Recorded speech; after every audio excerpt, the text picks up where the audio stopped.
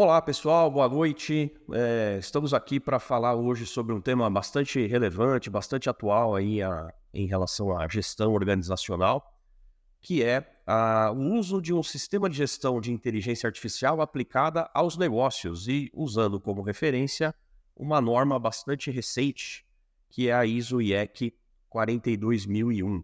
Eu sou o Flávio Oliveira, eu estou aqui com o Richard Chan, nós somos sócios e diretores da PM Análises, né, uma empresa de consultoria, treinamento, auditorias em sistemas de gestão, que já milita desde 1997 em implementação, melhorias e manutenção de sistemas de gestão da qualidade, de meio ambiente, de saúde e segurança, de responsabilidade social, de compliance, segurança da informação.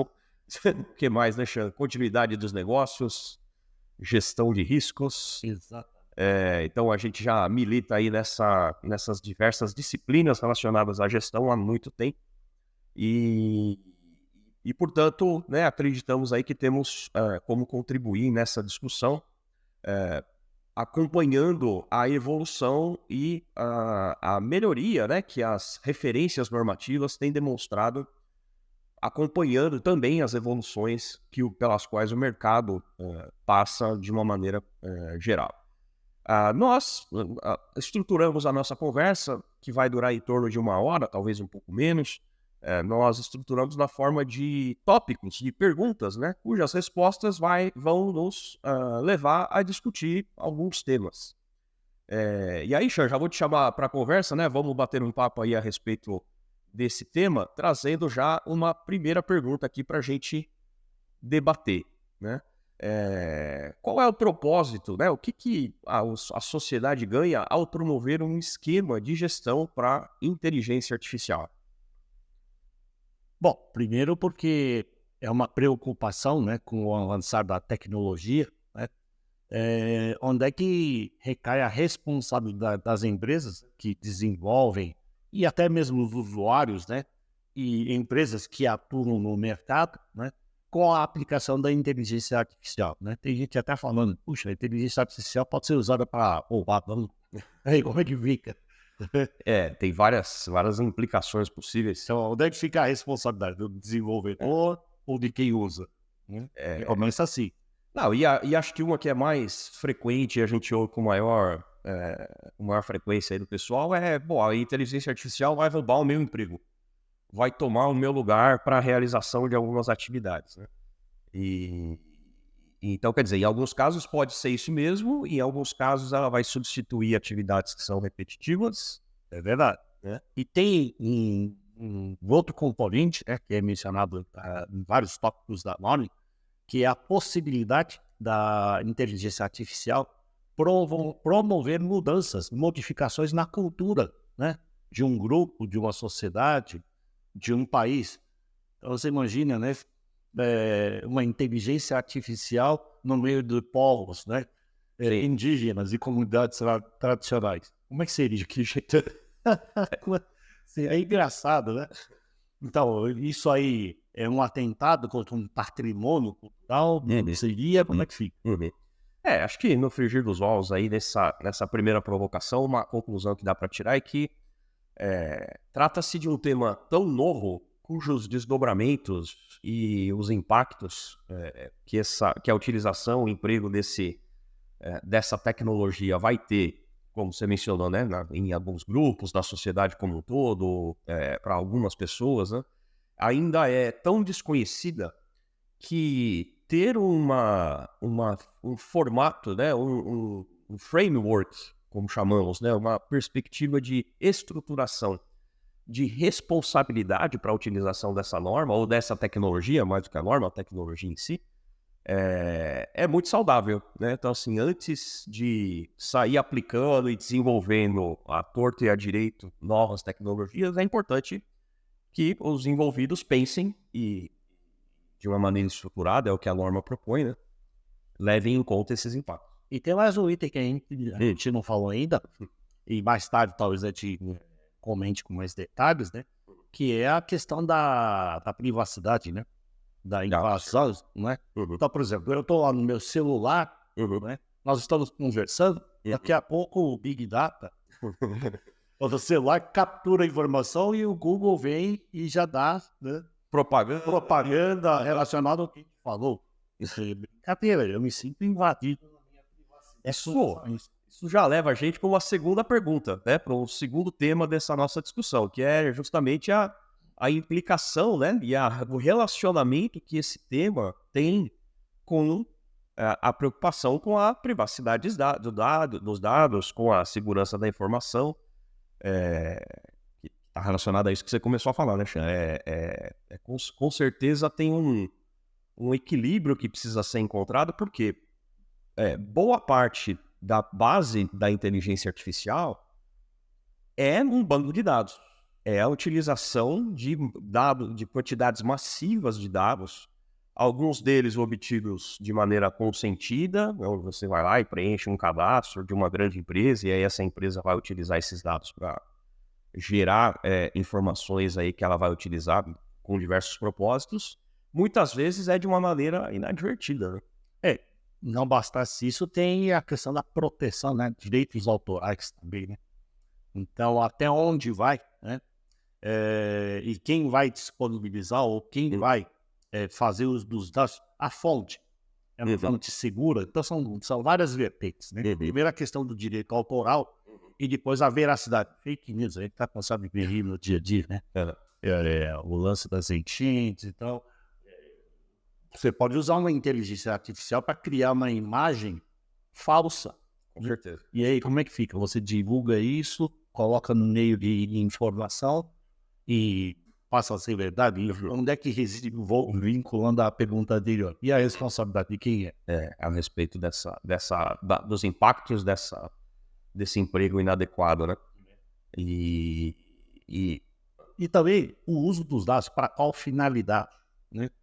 Nós participamos de um congresso há algum tempo, né? E nós vimos lá que, por exemplo, tinha um desenvolvimento, né, para medicamentos em que se fazia uso, né, das dosagens, né, praticadas em pacientes, visando agilizar um processo de aprovação do medicamento mediante um órgão regulador. Sim. Ou seja, a visão é de eu quero que o meu medicamento seja aprovado mais negócio, né? É um negócio.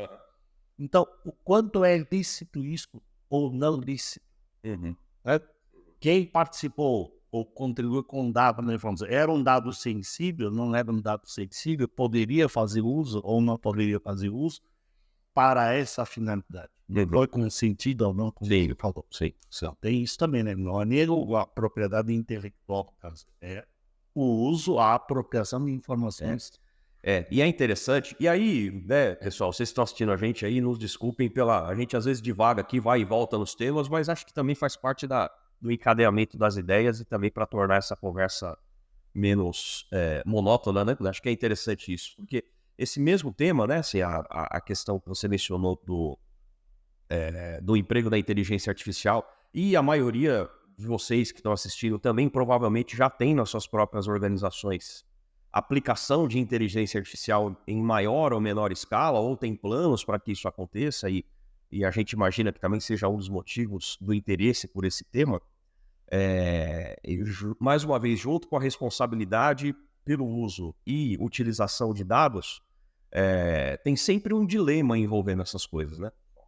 Tecnologia de ponta normalmente traz esse dilema da ruptura, da mudança, em que nós precisamos estar preparados para nos adaptar a essas mudanças.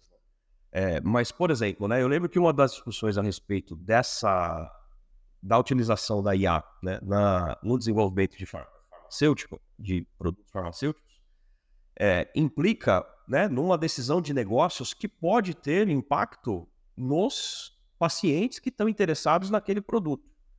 Então, qual que era a ideia, né? Qual que é a ideia dessa solução que foi aplicada? Você, através da inteligência artificial, consegue antecipar, com alguma probabilidade, o sucesso daquele estudo. Quer dizer, né, você consegue saber antes se aquele medicamento que está sendo desenvolvido vai ter eficácia ou não. É o tratamento, o uso final. Hoje, as indústrias farmacêuticas, para alguns medicamentos, levam décadas para desenvolver. É verdade. no fármaco. E a ideia da inteligência artificial é antecipar esse tempo para estimar qual é a probabilidade disso dar certo antes de você perder décadas de investimento. E isso pode fazer, por exemplo, que alguns desenvolvimentos sejam descontinuados, né? É um disco. Então, quer dizer, antes de eu gastar investimentos absurdos, eu já sei que a probabilidade é pequena e eu nem vou seguir adiante naquele desenvolvimento. E isso pode ter implicação para quem esperava que o desenvolvimento daquele medicamento. Ou seja, o paciente que tem lá uma condição cujo tratamento reside num medicamento que eventualmente não mais vai ser desenvolvido. Então, quer dizer, as implicações, né, que a adoção ou não da tecnologia, da inteligência artificial tem, vão muito além do óbvio, né? Vão muito além também apenas da propaganda, né? Você tem, assim, implicações éticas muito interessantes. Mas voltando aqui para a nossa sequência e para as nossas reflexões a respeito da inteligência artificial atrelada à norma, especificamente a ISO 42001, a próxima questão aqui, ela traz um tema que é uma novidade, ou é uma tendência para as normas da família ISO. A 42001, por ser a norma muito recente, né, ela foi lançada internacionalmente em 2023, final de 2023, e em abril de 2024 ela foi desenvolvida nacionalmente, né, foi criada a versão ABNT, NBR, da ISO IEC 42001, ela traz uma provocação, ou mais do que uma provocação, uma obrigação, né, de que a empresa leve em consideração alterações climáticas ou a possibilidade de que mudanças climáticas afetem o sistema de gestão de inteligência artificial. Isso é peculiar, né? Eu diria, Para não dizer o mínimo. eu diria até ou vice-versa, né?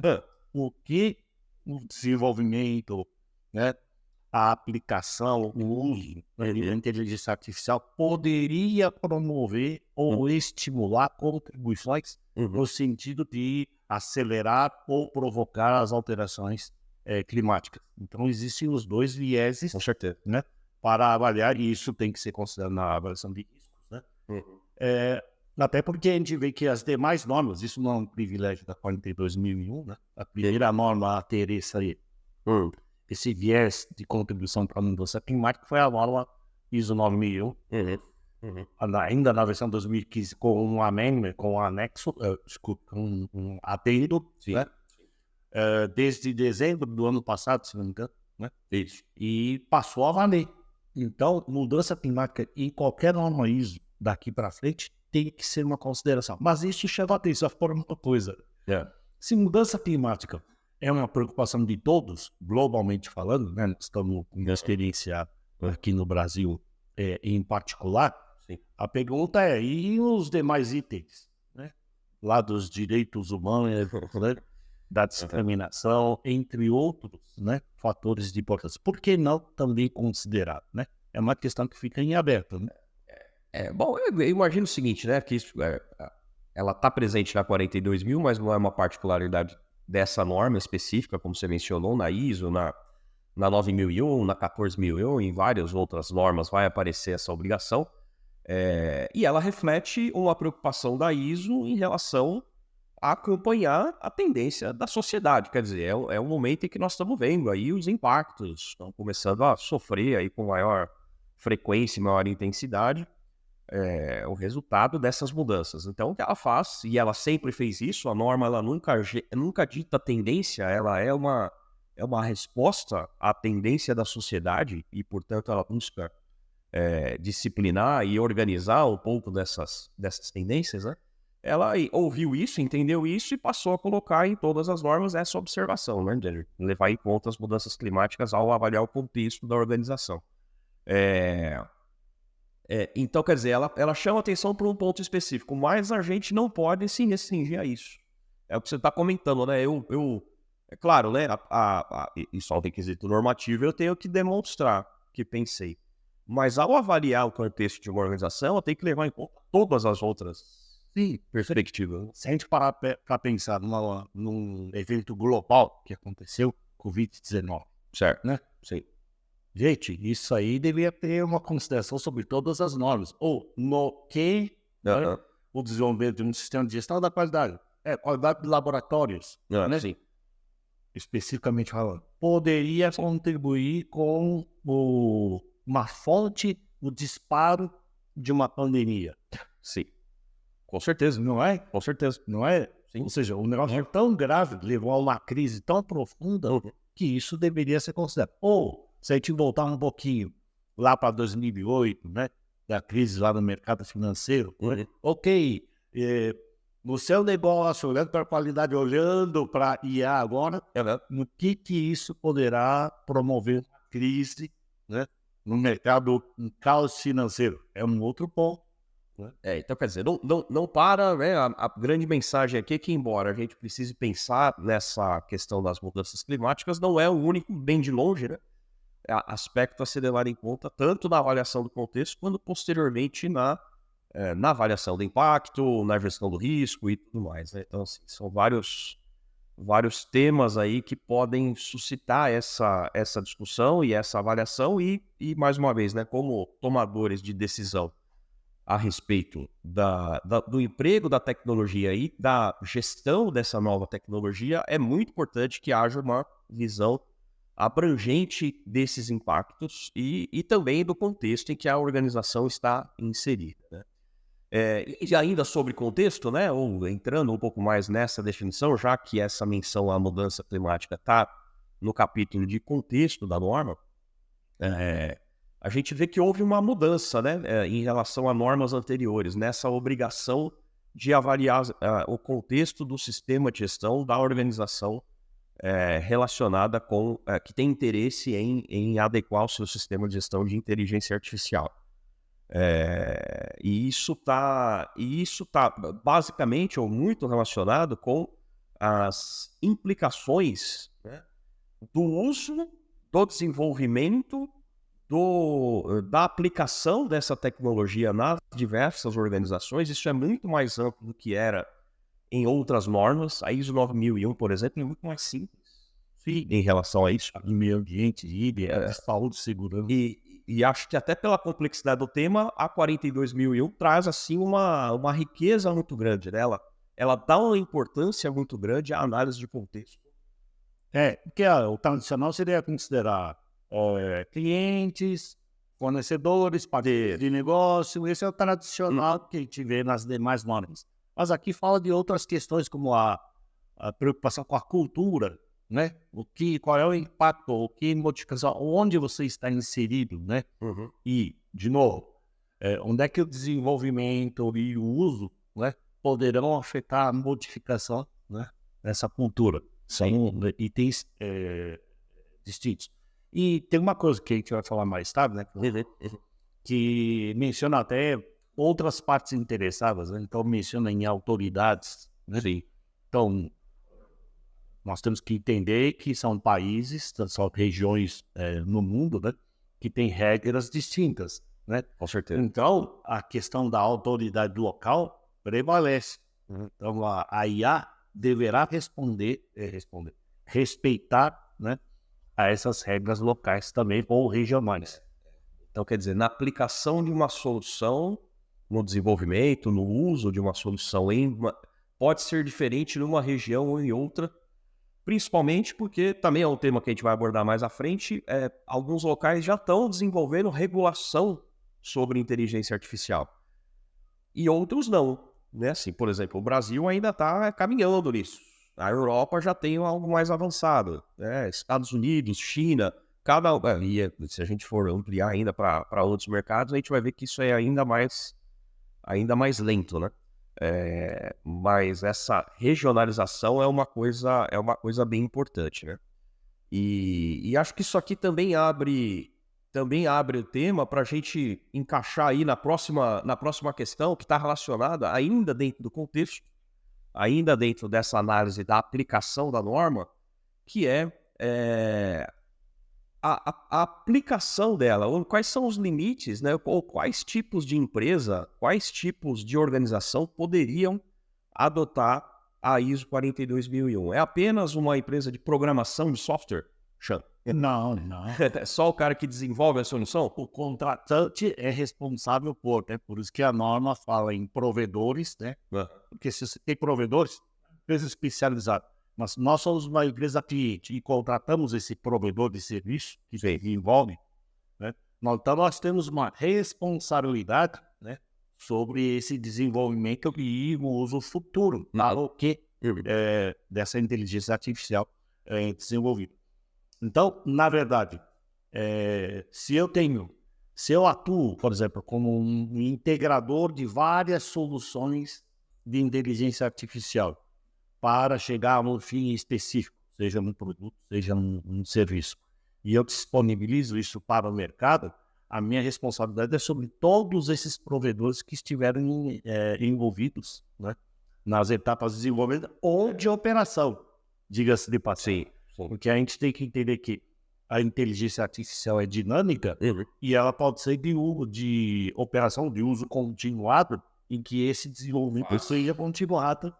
Aliás, é uma das expectativas, né? Essa que é a ideia, né? Que a inteligência se autoalimente de mais dados e Imperfeições. e cada vez mais vai sendo mais evoluída nesse sentido, né? Então, uma aplicação prática disso, assim, a gente, por exemplo, nós comercializamos um software e a gente pode incorporar esse software num prompt de ChatGPT, por exemplo, né? Uma das coisas que os nossos clientes fazem lá é fazer a avaliação de risco. Nós não temos isso, né? Não sei se é o caminho, acho que não. É uma coisa, é uma outra questão, né? Mas eu poderia colocar um prompt, atrelar isso a uma inteligência artificial em que, ao descrever o cenário, o software faça uma avaliação de risco para aquele cenário específico. Eu tenho responsabilidade pelo resultado daquela inteligência, uma vez que está atrelado ao meu produto. Por outro lado, o sujeito que desenvolveu aquela programação, o código que gera aquela solução, também tem, porque obviamente ele é responsável por aquilo que o código produz. A pessoa que está empregando também tem, porque ela não pode aceitar aquilo de olhos fechados, né? Ela também vai ter que analisar a pertinência daquilo que está sendo gerado. E de novo, aquele primeiro ponto, um dos pontos, quando você falou da interface para 27 mil. Lá na 27 mil fala, olha, você tem que testar. Então, primeiro você tem que exaurir, esgotar todas as possibilidades, né? Antes de colocar em produção. Sim. Né? Então, validação, né? É uma interface muito forte com a questão da 42 mil. Então, quer dizer, né, assim, fechando esse tema específico, no final das contas nós temos que ela é aplicável a todos os envolvidos nesse processo, o cara que desenvolve, a empresa que aplica essa solução, comercializa, que utiliza, né, o usuário dessa tecnologia também é responsável por aquilo, claro que em graus diferentes, em diferentes níveis de responsabilização, mas em tese trata-se de uma norma que se aplica a todo mundo que está envolvido nesse processo como um todo. Bom, mais um tema ainda relacionado aqui aos fundamentos, digamos assim, aquilo que sustenta a inteligência artificial e a ISO 42001 especificamente, né? Ela tem uma semelhança, a gente mencionou já que parte daquilo que a norma tem está associada à segurança da informação e à privacidade dos dados. Existe aí uma coleção de normas que estão relacionadas a esse tema, que é a família da 27.000, né? A família 27.000, aí 27.001, 27.701 e outras normas de avaliação de risco, por exemplo, específicas, né? E aí já vem uma semelhança, né, entre essa estrutura normativa e a estrutura dessas normas, que são os anexos. Então, Chan, o que a gente tem para falar aí sobre os anexos A e B, né? Eles são importantes ou não para a norma? Bom, primeira coisa, a ideia não é ler norma, né? Até porque tem o copyright, né? Os direitos autorais. E as normas, na verdade, quando elas têm anexos, né? Vale lembrar que os anexos podem ser informativos ou normativos. No caso da 42.001, ambos os anexos A e B, os dois são normativos. O que quer dizer isso? Quer dizer que eles são parte integrante do conjunto de exigências a serem atendidas, né? Então fazem parte do conjunto de requisitos, né? O curioso é que o anexo A ele guarda uma semelhança muito próxima, né, ao anexo A da 27.001, que é a famosa declaração de aplicabilidade, que você tem os objetivos de controle, os controles, né, para que as empresas apontem, e se aquele objetivo de controle ou não for aplicável, a organização, a empresa tem que justificar o porquê. Por que não é aplicável? Né? E se é aplicável, então me diga qual é o controle, como é que você faz. Agora, o anexo B dessa norma 42.001 é engraçado porque, em que pese ser normativo, né? Ou seja, é para ser entendido, o título já é sugestivo, são orientações, né, para os controles que, né, podem ou não ser utilizados dependendo da organização. Então, na verdade, é um guia. Tecnicamente, eles são um guia, né? É um guia. As normas todas que têm esse tipo de anexo pretendem que ele seja de fato uma orientação, né? É uma norma que ainda é muito recente, então tem poucos exemplos de aplicação e auditorias. É uma norma de abril, então não tem ninguém certificado ainda, até onde temos aí de informações, né, de empresas certificadas de acordo com a 42.001 brasileira, a BNT-NBR, né? Então a gente ainda não sabe muito como isso vai ser abordado em alguns casos, mas a gente entende que o que está no anexo no anexo B, né, é uma orientação, e o que está no anexo A é uma tabela até bem enxuta, diferente da ISO 27001, que tinha lá dezenas, né, de requisitos a serem aplicados, controles a serem aplicados. Na 42.001, o anexo A ele é bastante enxuto e, portanto, estabelece controles que são aplicáveis ao tema de inteligência artificial. Então, quando você vai aplicar a 42.001, você tem que olhar para o texto da norma, que vai lá do capítulo 1 até o capítulo 10, né? E olhar para o anexo A como obrigatório também. O anexo B você vai consultar, aliás, se você pegar a norma, tem, se eu não me engano, 70 páginas, 80 páginas, metade dessas páginas são o anexo B, né? Porque ele é bastante... Sim, é um guia, como ele está aproveitando aqui, para uma sugestão, na verdade, de controles que são praticados. Né? E aí você vai dizer, esse eu tenho, esse aqui eu não tenho, esse aqui eu posso aplicar, isso aqui é uma boa, posso colocar no meu objetivo para implementar. Exato, uma boa fonte. É uma boa fonte para a empresa então, fazer a sua escolha, né? E dizer o que já é existente e o que ela pretende implementar. E daquilo que não for aplicável, justificar o porquê. Tá bom. Bom, então, mais uma vez, né, a gente não vai aqui ler o capítulo, ler o anexo, longe disso, né?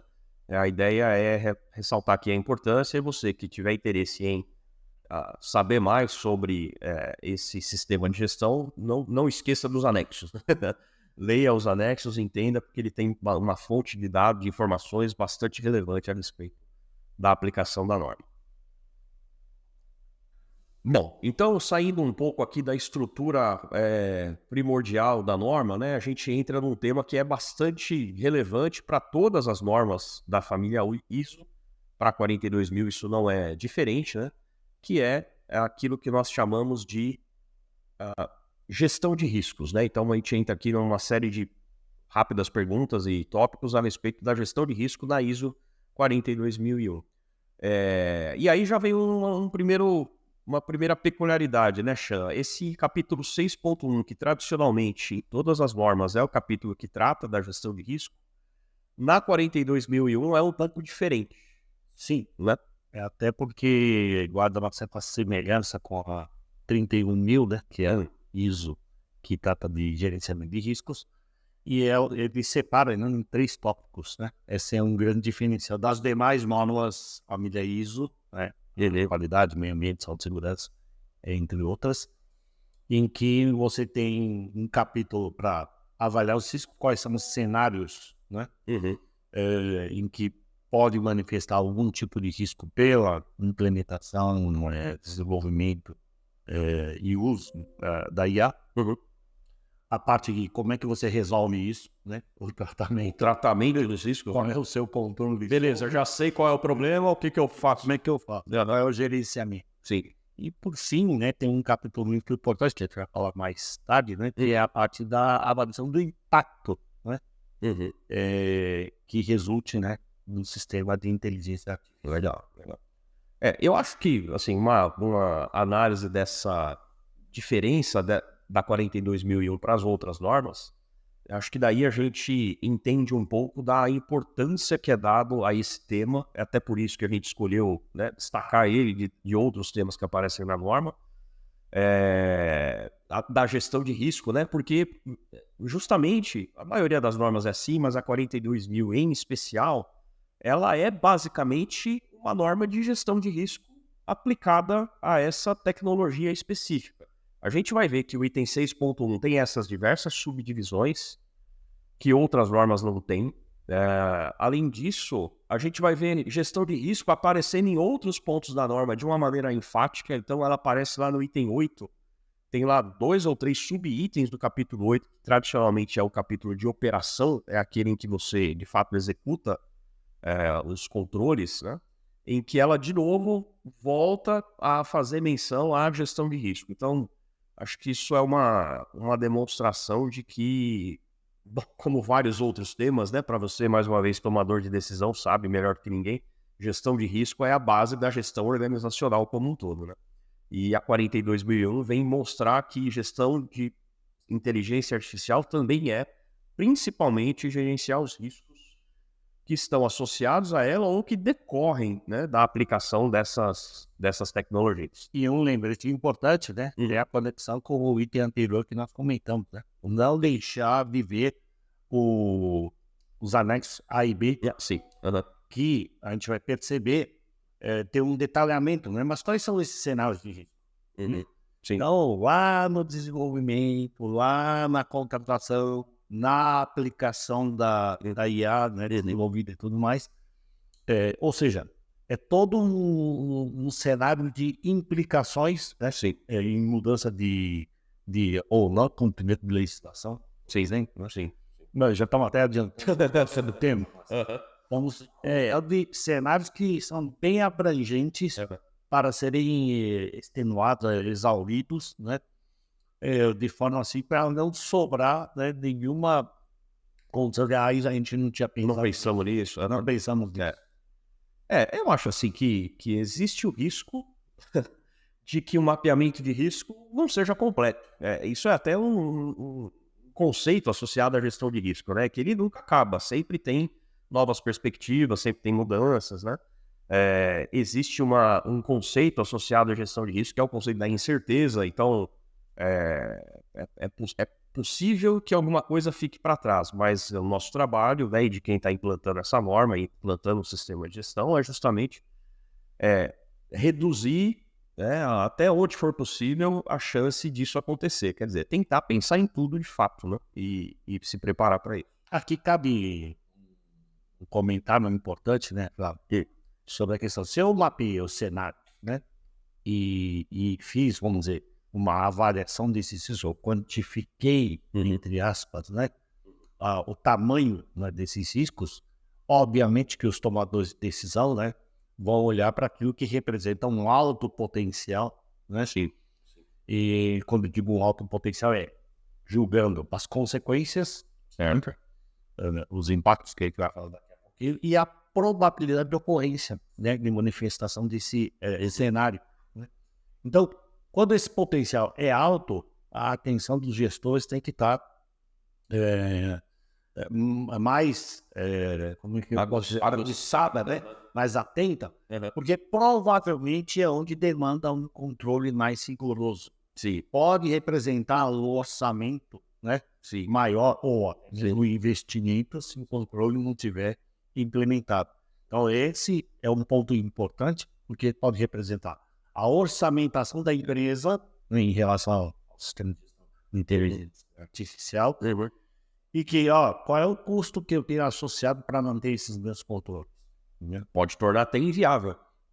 Ou então, quanto que eu tenho que investir para poder manter isso sob gerenciamento ou sob controle? Então, são duas vertentes importantíssimas para os tomadores de decisão. Com certeza, né? E aí, bom, você vai mencionando, a gente vai lembrando das coisas, né? O controle de um risco, às vezes, é um outro risco. Não, porque... Se o controle não funciona... E você pensa assim, bom, eu quero tratar de segurança patrimonial, então o que eu vou... Isso é um risco, né? Perda de patrimônio e tal. Qual que é o controle? Eu vou aumentar a vigilância. Como eu vou fazer isso? Colocando um sistema eletrônico de monitoramento. Isso leva, né, à captação de imagens de pessoas que vão ficar armazenadas, que vão ser utilizadas, né? Isso é um outro risco que agora precisa ser tratado, o risco de segurança da informação, de privacidade. Pode ser que eu use um sistema de inteligência artificial. Direito de ir e vir, né? O cara tá na rua, por exemplo. Pois é, então quer dizer, isso vai criando implicações e é isso mesmo, né? Um risco, o controle de um risco implica em outro, né? Você quer evitar um trabalho em um local perigoso, você coloca um robô para fazer esse seu trabalho, né? É uma possibilidade. Bom, daí vai precisar de manutenção, esse robô vai ter os riscos associados à sua operação, então, quer dizer, uma coisa vai se encaixando na outra e gestão de risco não acaba nunca. Mais uma vez, né, voltamos para a lógica que a tomada de decisão é baseada, como sempre, é parte do que a gente busca, é trazer lucidez nessa tomada de decisão através de um bom sistema de gestão de risco, né? Bom, ainda nesse contexto, né, um dos conceitos associados à gestão de risco, especialmente na 42.001, e especialmente nesse capítulo 6.1, que tem um subitem só para isso, é o que a norma chama de avaliação de impacto do sistema de inteligência artificial. Então, ela menciona, né, a necessidade de fazer uma avaliação do impacto, né? Mais uma vez, vem a preocupação com o que acontece em decorrência da aplicação, do uso e do desenvolvimento de uma inteligência artificial. Claro, né, e esse impacto ele sempre está associado a uma parte interessada, ou que talvez nem seja interessada, mas é vítima, dependendo da situação, desse risco, né, Xan? Desses impactos. Às vezes nem vítima, mas é reguladora, né? Então, Também. a norma fala, nesse capítulo, né, em especial, do respeito, né, ao atendimento às questões jurídicas e regulatórias de uma dada região ou de um dado país. Né? Então isso é mandatório, né? Você tem que seguir. E até que se mude a legislação, você tem que respeitar essa legislação. É um primeiro ponto. Né? E o outro item é sobre as modificações que você pode causar, né? Não só modificação, mas prejuízo, vamos pensar assim, né? Algum mal, né, que você possa causar sobre indivíduos, né? Ou uma classe, um grupo, né, de indivíduos, que é o termo, né, que é o normal uso, ou até mesmo para as sociedades, né, de cultura de país agora há pouco, né? Então esse é um ponto importante, né, que a norma chama a atenção, né, de você não provocar, né, modificações males, né, que tenham esse tipo de impacto, né, sobre esses três personagens. Aí vem os exemplos, né? Assim, eu lembro também, né, dessas diversas discussões aí que a gente já teve sobre inteligência artificial, aplicação e curiosidades a respeito disso, né? Do caso de discriminação provocada pelo uso, né? Ou pelo ainda não desenvolvimento completo né? Porque no final das contas a gente chama de inteligência artificial, mas o que está por trás é um programador, né? Em algum momento alguém programou aquilo. E os programadores, obviamente, têm patrões, né? Tem chefe para seguir, tem vieses, tem orientações, né? Então eu me lembro do caso, né, de aplicação de testes que foram realizados em sistemas de detecção de faces, detecção de biometria, reconhecimento facial, né? E que para determinados tons de pele existe uma incerteza muito maior a respeito dessa identificação. Quer dizer, o reconhecimento falha mais com determinadas etnias, né? Com determinadas biotipos, com determinadas características específicas. Então ele tem uma chance maior de erro, tem uma chance maior de achar que é tudo igual. Ou não. Ou não. Então isso já é uma, né? Já é uma coisa a se pensar, né? Tem assim a aplicação da inteligência artificial em sistemas de segurança, de monitoramento contínuo online, né? Também é um dilema importante, né? Se você, com base em características físicas, decidir se aquele sujeito, aquele indivíduo, ele representa um risco, por exemplo, para a sua loja de joias, né? Esse é um impacto profundo da aplicação de uma tecnologia que precisa ser bem avaliado, levada em conta, sem dúvida. Agora, tem o outro lado, né? Você falou em questão de discriminação, não é bem discriminação, ou poderia ser, né? Uma questão, por exemplo, nós vemos várias empresas hoje preocupadas, né, com a acessibilidade da informação. Então, você tem um website que tem lá o ícone, né, para Libras, né, aquele que não pode, né, ouvir, né, e nem falar. Então, ele tem todo aquilo lá, ele lê, mas ele tem a linguagem de Libras também. Ou tem o sonoro, aquele que né, é deficiente visual. Né? A gente sabe que hoje já tem empresas, né, desenvolvendo inteligência artificial para uma série de portadores de deficiência. Né? Então, o que acontece? Tem inteligências artificiais, ferramentas que são mais abrangentes e cumprem, né, com o atendimento com uma boa parcela dos portadores de deficiência, e tem inteligências desenvolvidas que não cumprem. Então, uma é discriminatória, a outra não é. Pode ser só um descompasso. Exatamente, né? Então o cara tem que avaliar também. Peraí, se eu vou desenvolver, eu tenho que desenvolver já no topo, não tenho que ficar só no que é o mínimo que a gente tem, que é suficiente. Bom, tudo é impacto, né? Tudo é interessante, né? Não parece haver certo e errado. Tem limitações aí que a gente vai falar um pouco mais sobre regulações, né? Que podem trazer alguns limites para isso. Mas a grande sacada é que, e aí é uma característica das normas, a 42.001 não é diferente das outras nesse sentido, ela não diz o que está certo. Né? Ela diz, olha, você precisa olhar para o teu contexto, né?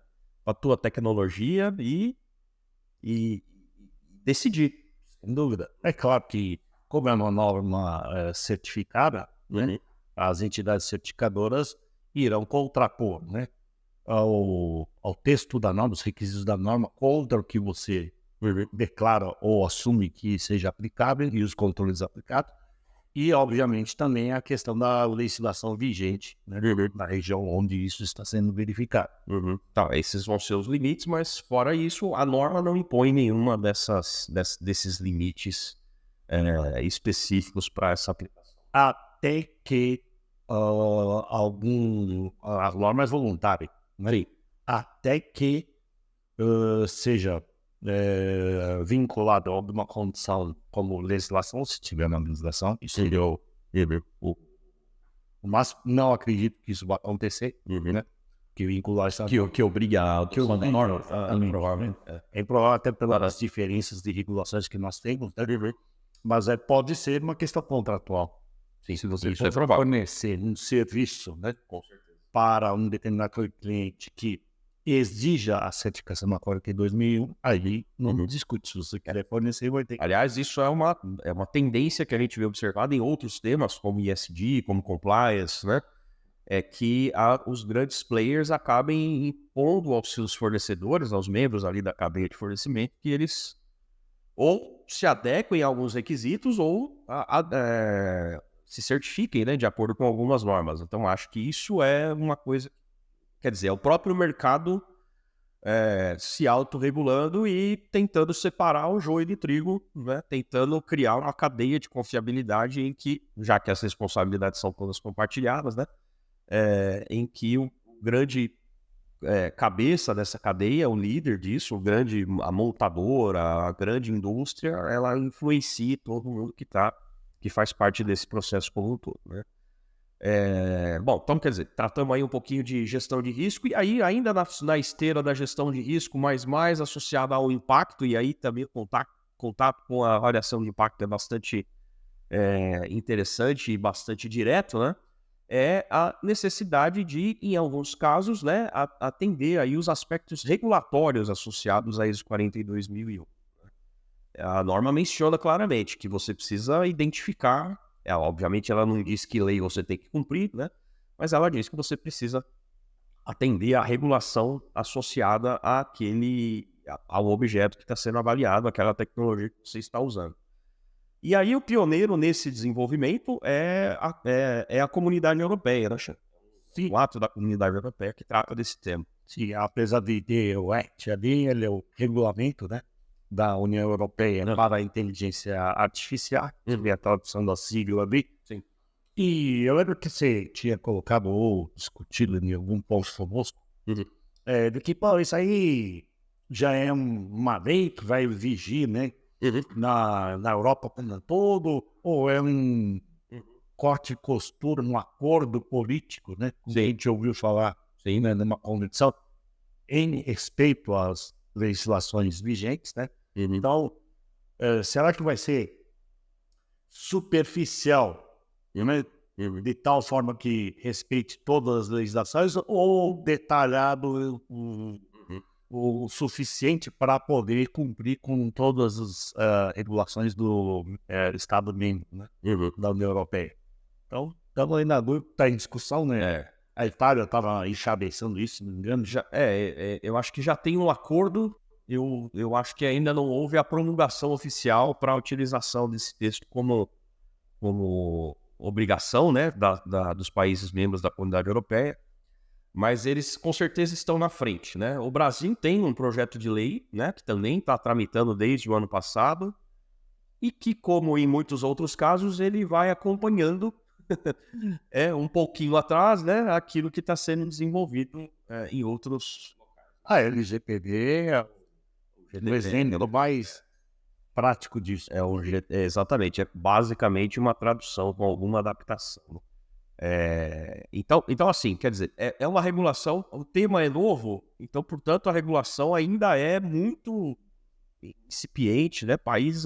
Muitos países não estão nem pensando nisso. Para você ver, os Estados Unidos até hoje não tem uma GDPR, não tem algo parecido com a LGPD que nós temos aqui no Brasil e o GDPR que tem lá na Europa. Então é uma coisa que também não se fala lá, né? Com a ideia da livre regulação, né? Não é algo que talvez isso esteja isolado em alguns estados, mas não é nada muito. Com certeza a Europa é que está levando isso mais adiante. E nessa apresentação que nós assistimos lá do parlamentar italiano, né? Que é membro do Parlamento Europeu, ele estava contando da dificuldade que é países tão diferentes, né? Como a Alemanha e a Hungria, né? E a Albânia, né? Fazendo parte de discussões a respeito de algo que é também novo para todo mundo. Não bastasse isso, se a gente olhar para o caso brasileiro, quais são os interesses? Né? Vamos restringir o que, no que e quanto, né? Tipo, não pode usar inteligência artificial para as eleições, por exemplo. Por quê? Só esse interesse, né, de um uso específico? Não pode para aquilo, não pode. Então, os setores também, né, estão olhando o que o projeto de lei vai, né, direcionar ou restringir ou controlar. Né? Então, essa é uma preocupação também. Né? Qual será a área, setor, né, ou entidade, né, que vai ter esse tipo de maior rigor? Eu acho que o grande pulo do gato nisso tudo é a possibilidade de responsabilização. De que não seja algo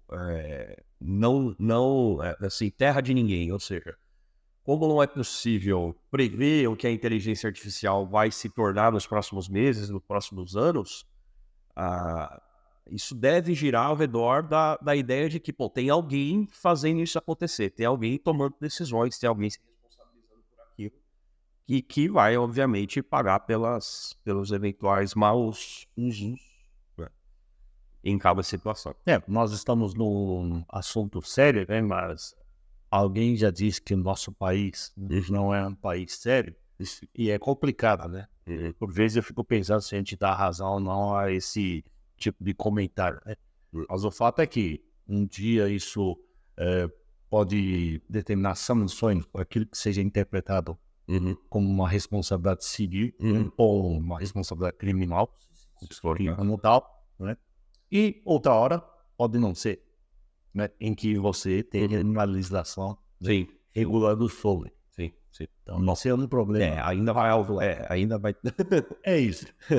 Bom, então, você, empresário, né? Você, tomador de decisão, mais uma vez, né? É mais uma das faces, né, desse assunto tão interessante, tão recente aí, e que, mais uma vez, né? O segredo para tratar disso com responsabilidade, né? Sem travar o desenvolvimento de sistemas, é partir para a gestão dos riscos associados àquilo que está sendo aplicado. Então, indo por esse caminho, com certeza, apesar de haver incertezas, ou apesar de haver a necessidade de adaptação, é um caminho com probabilidade de sucesso bem grande, né? E aí também dentro desse aspecto regulatório, né, Xan, dentro dessa ideia de que a tecnologia precisa se submeter a determinadas limitações, né? A gente volta para aquele tema, né, fechando inclusive esse ciclo aqui, é que existe, obviamente, né, uma legislação nacional a respeito da proteção de dados. E a 42.001 tem alguma... quais são as preocupações que a gente precisa ter ao aplicar essa norma e, além disso, atender a LGPD? Como é que você enxerga essa? Antes de responder isso, né, você há de convir que, né, o meu comentário anterior, LGPD, desde que foi publicado a norma europeia, né, em primeiro lugar, depois veio a LGPD, a implementação dela, a efetivação, né, impondo sanções. Quanto tempo durou? Cara, fizeram uma data primeiro, adiaram, igual uma outra data. Criou-se uma agência, né? a NPD. A NPD, sabe? Ou seja, foram anos e anos, né? Salvo algum erro na minha memória, para a efetiva implementação foram mais de 2 anos. Só certeza. Foram mais de 2 anos, né? Após a publicação, né? O que, né, leva a crer que é complicado. Bom, e é claro que tem relação, né, indo para a pergunta, porque, como nós antecipamos, podem existir situações, né, em que se faça uso de dados sensíveis, né, alguns exemplos que nós citamos, né, sem o devido consentimento do chamado titular, né, da pessoa. Eu não autorizei, como é que isso, né, foi parar essa informação no banco de dados tal, né? Sim. Hoje a gente já percebe isso, né? Seu CPF está aberto aí, né? Seu endereço, telefone e tudo mais. Mas é complicado. Então, a inteligência artificial pode se apoderar, né, de um conjunto de dados, chamou de Big Data, e dá, dependendo da finalidade que se pretende, né? O que vai acontecer? A aplicação, claro, nós estamos aqui conversando, já começa a aparecer uma propaganda no nosso celular de um tema que a gente tocou aqui, né? Ou alguém capturou isso, depois tem uma ligação, né? De um banco oferecendo, estou oferecendo um seguro tal, estou oferecendo um cartão tal, sei lá, eu coloco em dúvida. E aí, um dos princípios do LGPD é que você tenha ou a autorização, o consentimento, ou que haja anonimização. Você não poderia ser um cara rastreável. Vinculado. Exatamente, né?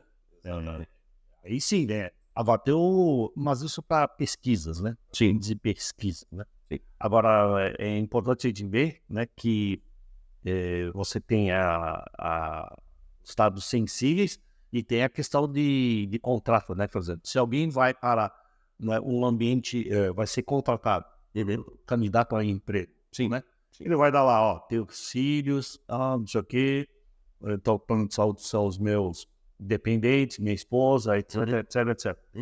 Então, esses dados precisam ser utilizados para fins do contrato de trabalho. Sim, e com uma finalidade específica. Exatamente. Então, esses dados vão ser manipulados, né? Então, existe aquela figura lá do controlador e do operador, né? Sim. Então, quem é o controlador desses dados é a empresa que capturou essas informações, né, e vai transferir para os chamados operadores. Por exemplo, a empresa que opera o plano de saúde, né, vai usar os dados apenas e somente para o contrato específico, né, de plano odontológico de saúde, não para outros FIIs, né? Quaisquer outros FIIs não foram previamente autorizados, né?